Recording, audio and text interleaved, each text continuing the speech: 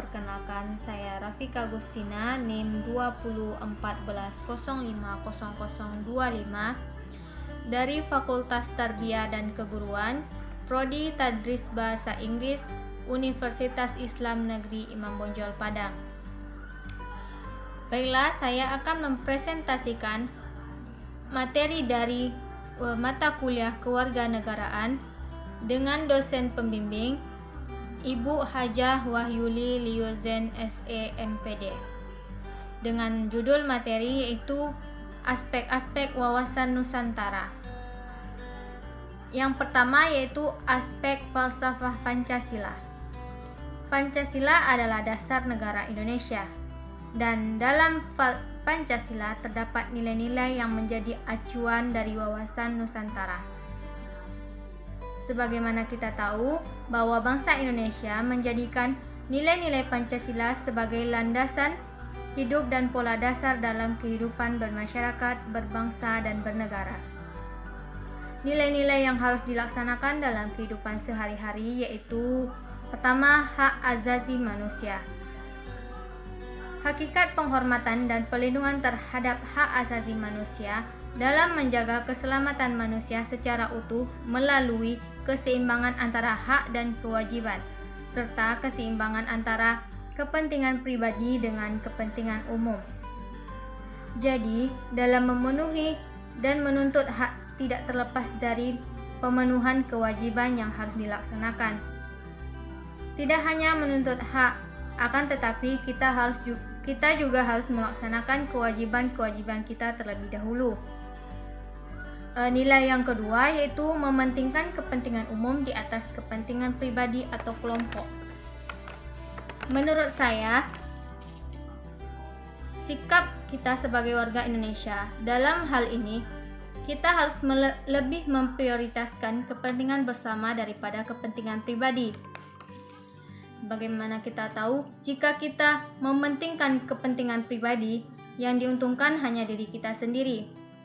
Namun sebaliknya, jika kita lebih mementingkan kepentingan umum, yang diuntungkan tidak hanya satu pihak, melainkan banyak pihak. Nilai yang ketiga yaitu melaksanakan musyawarah untuk mencapai mufakat. Musyawarah mufakat merupakan salah satu pengamalan Pancasila, sila keempat. Butir pengamalan sila keempat yaitu 1. Sebagai warga negara dan warga masyarakat, setiap manusia mempunyai kedudukan, hak, dan kewajiban yang sama. Yang kedua, tidak boleh memaksakan kehendak kepada orang lain. Dan yang ketiga,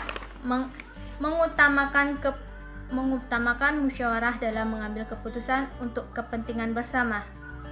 Yang keempat, musyawarah untuk mencapai mufakat diliputi oleh semangat kekeluargaan. Kelima, menghormati dan menjunjung tinggi setiap keputusan yang dicapai sebagai hasil musyawarah. Yang keenam, dengan itikat baik dan rasa tanggung jawab menerima dan melaksanakan hasil.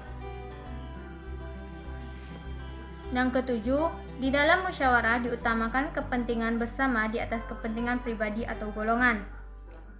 Yang kedelapan yaitu musyawarah dilakukan dengan akal sehat dan sesuai dengan hati nurani yang luhur.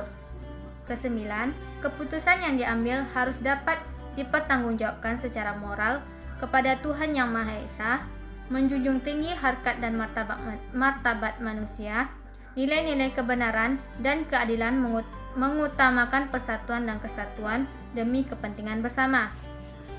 Yang ke-10 yaitu memberikan kepercayaan kepada wakil-wakil yang dipercayai untuk melaksanakan permusyawaratan.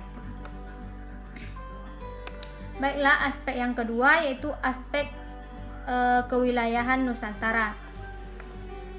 Sebagaimana kita tahu, Indonesia merupakan negara kepulauan yang terdiri atas ribuan pulau yang memiliki berbagai macam corak dan sifat yang berkaitan dengan kekayaan sumber daya alam, lingkungan, kebudayaan, keragaman suku bangsa. Walaupun memiliki keanekaragaman, namun tetap satu dalam Negara Kesatuan Republik Indonesia. Aspek yang ketiga yaitu aspek sejarah Indonesia.